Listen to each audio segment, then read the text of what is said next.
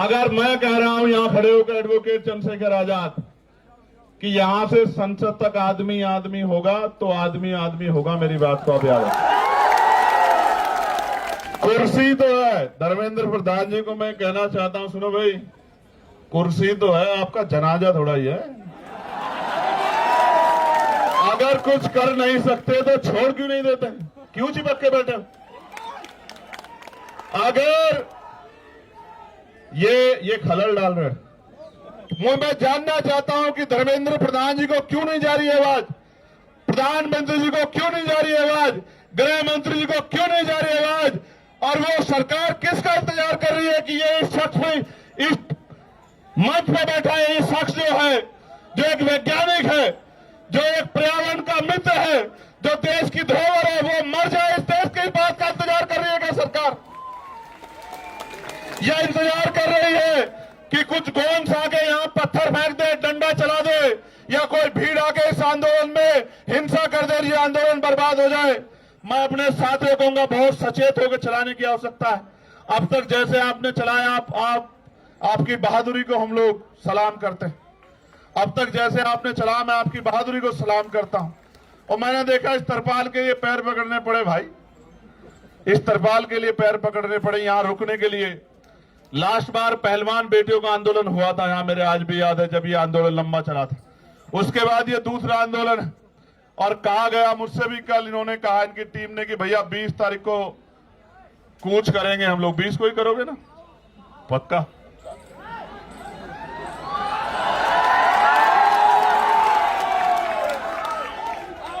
तो लिखो, नोट करो कि 20 तारीख को कूच करेंगे, मेरी बात को आप याद रखो।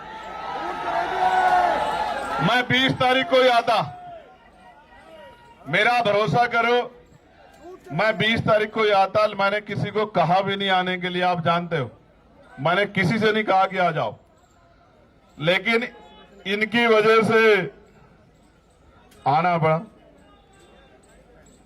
इनकी वजह से आना पड़ा। मैंने इनसे कहा कि जाओ, उनसे कहो कि वो अनशन त्याग दे, देश को उनकी जरूरत है, युवाओं को उनकी जरूरत है। और इन्होंने कहा कि वो तो नहीं मान रहे। मैंने इनसे कहा मेरा संदेश देना कि उनका भाई इनसे कह रहा है कि त्याग दो, तो संदेश ही आया कि नहीं, वो नहीं छोड़ रहे अनशन। तो मैं आज इनसे नहीं कहूंगा अनशन छोड़ो, मैं बिल्कुल नहीं कहूंगा। मेरे आज भी याद है जब शहीद आजम सरदार भगत सिंह जेल में थे, उनके पिताजी चले गए एप्लीकेशन लेके अंग्रेजों के पास कि इनकी सजा माफ कर दी जाए।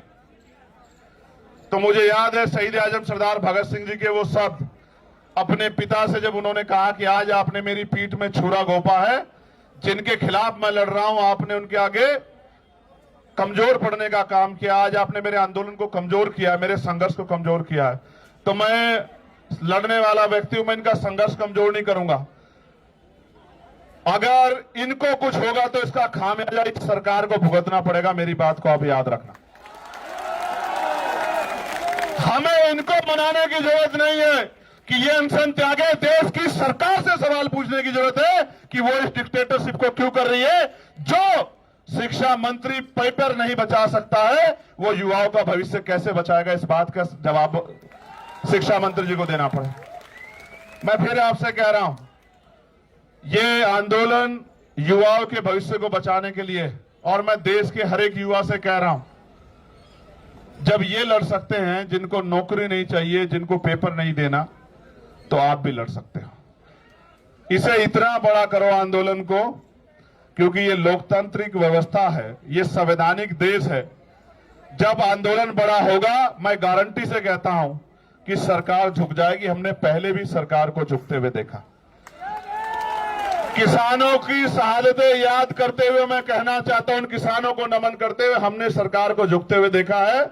ये तो एक केंद्रीय मंत्री के पद से इस्तीफे की बात, ऐसे कितने ही मंत्रियों को लगातार इस्तीफे देने पड़ेंगे जब जनता खिलाफ हो जाएगी, मेरी बात को आप याद रखें। कुर्सी तो है, धर्मेंद्र प्रधान जी को मैं कहना चाहता हूं, सुनो भाई, कुर्सी तो है, आपका जनाजा थोड़ा ही है। अगर कुछ कर नहीं सकते तो छोड़ क्यों नहीं देते, क्यों चिपक के बैठे? अगर ये खलल डाल रहे, एक बार जो कह दिया जाए वो माना जाए, उसके बाद दोबारा कहना पड़े तो ये अनुशासन के बाहर। अगर आप कुर्सी पे बैठ के कुछ कर नहीं सकते, देश के युवाओं का भविष्य नहीं बना सकते, तो आप कुर्सी छोड़ क्यों नहीं देते सर? क्यों चिपट के बैठे हो? जब देश के युवाओं को आप जैसा शिक्षा मंत्री चाहिए ही नहीं है तो काहे को चिपक के बैठे हो? सवाल ये है, सरकार अगर 3 किलोमीटर की बात नहीं सुन रही है तो क्या 300 किलोमीटर की बात सुन सकती है? सारे कैमरे बर्बाद कर दिए। सरकार सुनना नहीं चाहती या सरकार सुन के इग्नोर कर रही है? जवाब दो। उनको लगता यह है कि ऐसी अफीम चाट रखी है लोगों ने, कितने दिन याद करेंगे? और ये सच भी है, ये सच भी है। मैं बहुत कड़वी बात कह रहा हूं, जिनके बच्चों के लिए यहां लड़ा जा रहा है वो माँ बाप घर में इसलिए बैठे हैं कि उनके बच्चों से कोई सवाल उनके बच्चों के फ्यूचर पे ना आ जाए। आपके बच्चों का फ्यूचर है ही कहां भाई?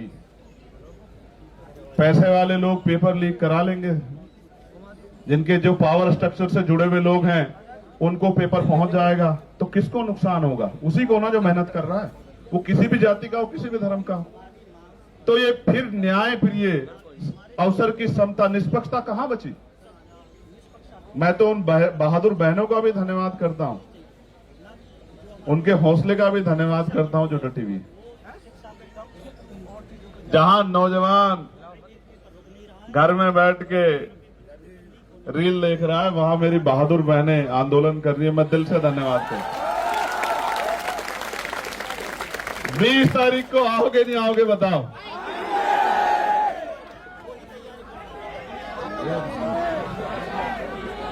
देखो एक चीज जानो, मैं इस आंदोलन पे कोई सवाल ना खड़ा हो, मेरी नैतिकता ये कहती है किसी वजह से इस आंदोलन पे कोई सवाल ना खड़ा हो। जब मैं वहां आया ना तो अपनी पार्टी, अपने तमाम मन की इच्छाओं को मैं वहां रख के आया। किसी भी पवित्र आंदोलन पे सवाल किसी की वजह से नहीं खड़े होने चाहिए। हर व्यक्ति की जिम्मेदारी बैठती है, वो किसी भी पार्टी का हो। वो जब यहां आ जाए इस आंदोलन में तो वो छोड़ आए उसको। वो इसलिए आए क्योंकि उनसे पहले लोग लड़ रहे। जो काम हमें करना चाहिए था वो काम ये टीम कर रही। ये हमारी जिम्मेदारी थी। हम सपने दिखा रहे हैं, हमें लोग वोट कर रहे हैं, हम लोगों के बीच जा रहे हैं, ये हमारी जिम्मेदारी। इसलिए मैं तो आ जाऊंगा। और मैं तो फिर कह रहा हूं, मैंने उस दिन भी कहा मेरठ में जब मैंने उनकी हालत देखी कि मैं तो बैठ जाऊंगा। मैं बैठ गया तो फिर ये सरकार को भारी हो जाएगा, क्योंकि अगर मैं बैठूंगा तो जितना यहां ये इसका पूरा क्षेत्रफल है, इतने लोग तो रात तक आ जाएंगे। और एक जिले के नहीं आएंगे, एक प्रदेश के नहीं आएंगे। जिसको खबर रहेगी कि भैया वहां हैं वो आ जाएंगे सब लोग। आप समझ रहे हो? लेकिन ये आंदोलन पीसफुली चलता रहे। मैं इस आंदोलन पे की उंगली ना उठे इसलिए मैं चाहता हूं। ये तो वैसे भी फंडेड लोग हैं। कहां से फंड आया आपको? पाकिस्तान से जोर शोर से आ चुका है, पाकिस्तान से आ चुका है। कहां से? हर जगह से आ चुका है। पीएम के वो भी आ जाएगा। देखो सुनो, ये पाकिस्तान लवर है पहला, फिर ये जॉर्ज सोरोस से इनको फंड्स आ रहे हैं, फिर ये CIA के एजेंट से इनको कुछ बात वहां से वो चल रहा है। अभी और रहेगा, पहले वो हिंदू मुसलमान जैसे वो भी यहां करके देख चुके ये लोग, धर्म विरोधी सब कुछ करके। लेकिन सवाल ये है, ये लड़ किसके लिए रहे? इनमें से कौन सा ऐसा जिसका पेपर लीक हुआ है? क्या जरूरत है इनको आने की? क्या जरूरत है इनको खड़े होने की? इनके घर वालों को डर नहीं लगता क्या? क्या उनकी जान कीमती नहीं है क्या? क्या वो आपके लिए लड़ते लड़ते शहीद हो जाए तो भी ना आप जागो? आपको याद है सरदार भगत सिंह क्यों फांसी का फंदा चूमना चाहते थे? उनको ऐसा लगता था कि मेरे जाने के बाद लोग जागेंगे, और यही जिद करके सोनम सर बैठे हुए हैं।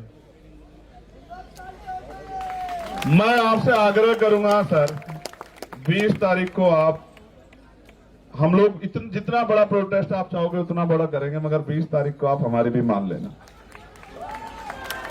आप आदमी बता दो कितने चाहिए 20 तारीख के प्रोटेस्ट में आपको, और बताओ यहां से वहां तक, संसद तक आदमी चाहिए, आप बताओ।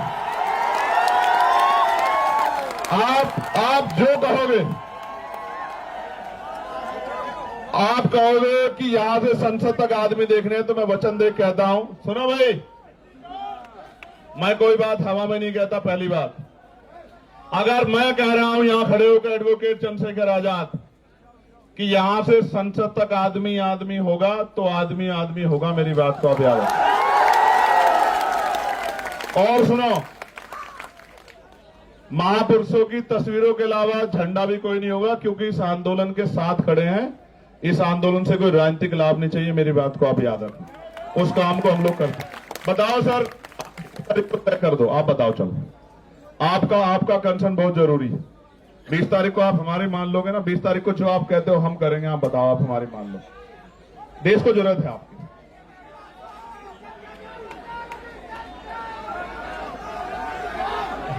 आप 20 तारीख को हम कर रहे, आप चाहते हो 20 तारीख को हम लोग जीत जाएं? आप बताओ पहले, मैं क्या चाहता हूं? मैं चाहता हूं ना, हमें हमारा जो है मजबूत पिलर भी हमारे साथ रहे, खड़े रहे, डटे रहे।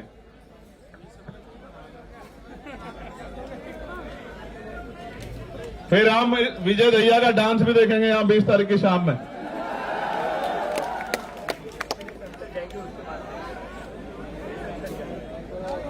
अगर हमारा प्रोटेस्ट सफल हो गया तो फिर आप शाम में हमारी बात मान लोगे? पक्का? ये डांस दिखाएगा शाम में, विजय डांस करके दिखाएगा शाम में। विजय आपका नाम? देखो, 20 तारीख को प्रोटेस्ट होगा तो प्रोटेस्ट होगा, और ऐसा प्रोटेस्ट होगा कि पिछले 10, 12, 15 साल में तो ऐसा प्रोटेस्ट दिल्ली में नहीं हुआ होगा। कारण क्या है? कारण क्या है? ये जिनके लिए लड़ रहे ना, उनको भी नहीं पता कि ये उनके लिए लड़ रहे हैं। यहां तो मीडिया बहुत कुछ तय कर देता है। वो सुई के बराबर इस आंदोलन में इनके मन का खोट ढूंढ रहे हैं।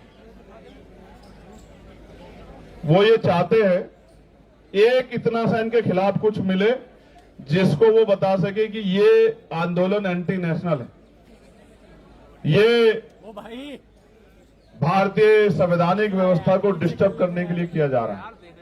मैं यहीं पल पड़ा हूं, यहीं संघर्ष किया। मैंने जेएनयू के बच्चों पर चलती लाठियां भी देखी, मैंने डीयू के बच्चों पर चलती लाठियां भी देखी, मैंने यहां एनआरसी से लेकर तमाम आंदोलन देखे, और मैंने खुद बताया ना, मैं निर्दोष होते हुए 16 महीने जेल में रहा। जब मुझे बेल मिली तो मेरे ऊपर एनएसए लगा दी रात को 2:30 बजे। हम भरोसा करते हैं लोकतांत्रिक व्यवस्था में, संवैधानिक व्यवस्था में, अपने जो गवर्नमेंट के इंस्टीट्यूशन है उनमें भरोसा करते हैं। हमें लगता है अगर कोई नहीं सुनेगा तो कोर्ट सुनेगी, तो जब कोर्ट से बेल मिलती है तो फिर एनएसए लग जाता है। कहां जाएंगे हम लोग?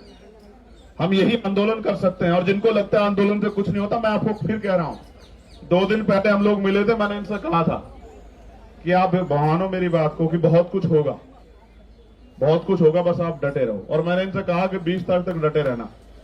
मैं प्रार्थना करता हूं महापुरुषों से, कुदरत से, प्रकृति से, कि वो 20 तारीख तक इस आंदोलन को और मजबूत करे, स्वस्थ रखे, क्योंकि 21 तारीख की सुबह बहुत सुनहरी होगी भारत में, मेरी बात को आप याद रखें। और मैं इस मंच से कहना चाहता हूं कि जो घर है, चुप है, सो रहा है, या जानबूझ के सोने की एक्टिंग कर रहा है, एक बहुत बड़े चिंतक ने कहा है कि कुछ लोग सिर्फ इस वजह से नहीं लड़े कि कहीं वो मर ना जाए, लेकिन सच ये है कि एक दिन मरना सबको, चाहे लड़कर मरो और चाहे डर कर मरो, चाहे मुकाबला करके सामना करो, चाहे हार मान के बैठ जाओ, और मान लो तो हार और ठान लो तो जीत। और सिर्फ सांसों का रुकना मौत नहीं होती, जिनका जमीर मर जाता है वो भी मर जाते हैं। ये जिंदा लोगों का मंच है, मैं इनको बधाई देता हूं। हम और हमारी पूरी टीम आपके साथ खड़ी है। जो यहां से मुझे आज सुनेगा, मैं निमंत्रण नहीं भेजूंगा, ना मैं फेसबुक के जरिए आपसे अपील करूंगा। 20 तारीख को मैं यहां मिलूंगा, पार्लियामेंट चलेगी। मैंने भी कोई कमिटमेंट किया, मैं टेरी जा रहा था तो पुलिस के भाइयों ने मेरा बड़ा सम्मान किया, मेरी शर्ट फाड़ दी। तो मैंने वादा किया था कि 20 तारीख को मैं उस फटी शर्ट को पहन के देश की पार्लियामेंट में जाऊंगा, बताने के लिए, ये बताने के लिए नहीं कि मुझे लाठी लगी है या मेरी शर्ट फाड़ दी गई है। जब हम संघर्ष करने जाएंगे तो मिठाई तो नहीं मिलेगी, लेकिन ये बताने जाऊंगा कि सत्ता कितनी तानाशाह हो गई है। वो 3 किलोमीटर की आवाज को भी नहीं सुनती और 300 किलोमीटर की आवाज को भी नहीं सुनती। और हमें भरोसा है इस देश की महान न्यायपालिका पे कि वो हमारे दर्द को सुनेगी। एक दिन पहले पेपर लीक की खबर आती है, जब बच्चा अपना पूरा मन बना के हिम्मत करके पहुंच गया सेंटर पे, और जब वो खबर आती है तो वो ऐसा हो जाता है उसको जैसे उसकी शरीर की हिम्मत टूट गई है। और मेरे आज भी याद है ना, पेपर के समय हम लोगों ने भी बहुत पेपर दिए हैं विजय, तो रुकने की जगह ढूंढते थे, किसके यहां रुकेंगे, किसके यहां खाना खाएंगे। दूसरे शहर में जाना मिडिल क्लास परिवारों के लिए, गरीब बच्चों के लिए आसान थोड़ा ही। और जब जा रहे हैं तो पता लग रहा है पेपर लीक हो गया है या घोटाला हो गया है। आप समझो ना क्या कर रहे हो आप देश के साथ। और जिस देश में 94,000 स्कूल बंद हो गए हों पिछले 10 साल में, और लाखों की संख्या में शराब की दुकानें खुल गई हों, और जहां टीचर को आदेश दिया जाता हो कि भूसा इकट्ठा करके लेके आओ, क्योंकि गौशाला में गाय भूखी नहीं रहनी चाहिए। मैं मानता हूं कि गाय भूखी नहीं रहनी चाहिए, सरकार के पास बहुत बजट है, लेकिन टीचर इसलिए नहीं है कि वो भूसा इकट्ठा करे, उसको बच्चों का भविष्य बनाना। क्या मजाक कर रहे हो आप लोग? ये कैसा देश बना के दे? ये क्रांतिकारियों के सपनों का भारत है, ये बाबा साहब अम्बेडकर द्वारा लिखे गए संवैधानिक मूल्यों का भारत है। इस देश के लिए शहादत दी देश ने। बहुत चिंता का सवाल, बहुत चिंता का सवाल है। मैं बड़ी पीड़ा के साथ कहना चाहता हूं, 20 तारीख का आंदोलन हम लोग खुशी से नहीं, नौजवानों के भविष्य को बचाने के लिए करेंगे। और मैं ये भी आपसे वादा करता हूं, मैं कोशिश करूंगा, 24-25 में मेरे कार्यक्रम लगे हैं मुझे अपने आंदोलन को भी आगे बढ़ाने के, लेकिन 20 तारीख के बाद हर रात मेरी यहीं कटेगी। मैं आपको इस बात का विश्वास दूं। और ये उन लोगों के लिए संदेश है मेरा जिनको लगता है कि आंदोलन में कम लोग आते हैं, आंदोलन छोटा है, आंदोलन तो बस सिर्फ नाम का हो रहा है। तो 20 तारीख के बाद, 20 तारीख तो आपकी, 21 तारीख हमारी। ये आंदोलन सबका है, बस इनको बधाई जिन्होंने शुरू किया है, क्योंकि यहां आके 5 बजे तो बहुत सारे लोग जाते हैं, लेकिन आपने एक लाइन और खींची है और मेरी ये बात को बहुत लोग याद रखेंगे। ये आंदोलन तो अपनी कीमत वसूल के, कीमत का मतलब जो तय किया है, जो लक्ष्य तय किए उनको लेके उठेगा। लेकिन इस आंदोलन के बाद इस देश में बहुत आंदोलन होंगे जहां जंतर मंतर सुना नहीं रहेगा। मेरी बात को आप याद रखें, चाहे वो कर्मचारियों के हों, नौजवानों के हों, किसानों के हों, क्योंकि आदिवासियों के हों, दलितों के हों, पिछड़ों के हों, देश के किसी व्यक्ति के हों, महिलाओं के, जंतर मंतर सुना नहीं रहेगा। क्योंकि आपने एक लाइन खींची है, 5 बजे की लाइन को आपने क्रॉस किया है। जब आपने क्रॉस कर दिया तो बहुत लोगों के रास्ते खोले। मैं आपका धन्यवाद करता हूं बहुत बहुत। कोई और बात जो बाकी? कुणाल के लिए कुछ कहना है? किसी को रोस्ट करना है? कहां अहमदाबाद जाओगे? कहां जाओ?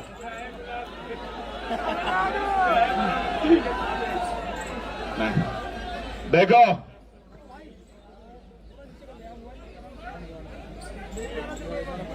रिश्त तो है रिश्त तो है,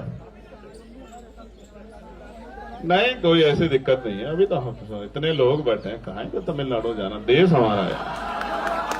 जब तक इस देश का संविधान हमारे साथ खड़ा है, जब तक इस देश का संविधान जिंदाबाद है, मजबूत है, बाबा साहब ने कहा था आदमी भूखा रह सकता, अपमानित होकर नहीं रह सकता। जब तक नौजवानों में स्वाभिमान, सम्मान है और उसको पाने की चाहत है, अपने अधिकारों की रक्षा करने की चाहत है, तब तक थोड़ा ही कुछ बदलने वाला है। तब तक तो ऐसे कितने शासक आएंगे, कितने धूल चाटेंगे, कितने जाएंगे, कौन कौन परमानेंट है यहाँ? कौन परमानेंट है? ये तो आती जाती रहती है। जिसके घमंड में हो आप, जिसके घमंड में कुचल रहे हो, क्यों नहीं सुनाई दे रहा आपको? 17 दिन में नहीं सुनाई दिया। मुझे तो ऐसा लगता है हुकूमत इंतजार कर रही है कि इनको कुछ हो जाए, क्योंकि देश के लोग 2-3 दिन जागेंगे, उसके बाद फिर सो जाएंगे और बाकी काम जो है हमारा महान मीडिया कर देगा। वह तो समझता हूं सरकार के आधार पे, क्योंकि मैंने तो अपनी आंखों से देखा किसानों के आंदोलन को, 13 महीने सड़कों पे, उन पर चलती हुई लाठियां, उनका बहता हुआ खून की शहादतें मैंने अपनी आंखों से देखी, और एक शब्द नहीं कह पाए देश के प्रधानमंत्री उनके लिए।